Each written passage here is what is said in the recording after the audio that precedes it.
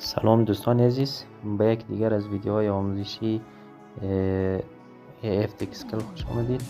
در این ویدیو میخوام به شما آموزش بدم چطور میتوانید از دو برنامه به طور همزمان در اسکرین موبایلتان استفاده نمایید.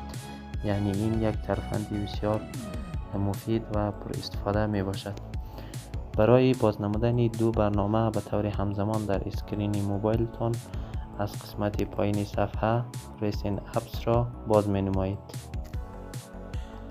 Recent Apps یعنی آخرین برنامه هایی که شما از آنها استفاده نموده اید. مثلا من می خواهم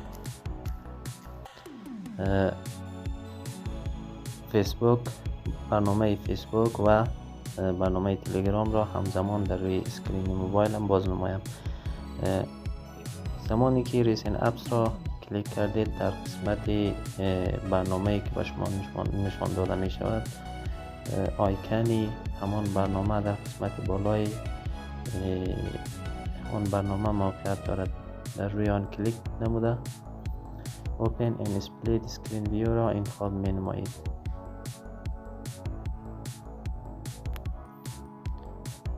حالا دو برنامه به طور همزمان در اسکرین موبایل من نشان داده می شود. یعنی در نیمه اسکرین موبایلم در قسمت بالایش فیسبوک نمایش داده می شود و در قسمت پایینش برنامه تلگرام. و زمانی که بخواهید پس فول اسکرین نمایید از قسمت وسط یک خط و یا 3 نقطه قرار دارد. از او قسمت به طور به شکل پایین کش میکنید و برنامه فول اسکرین می شود.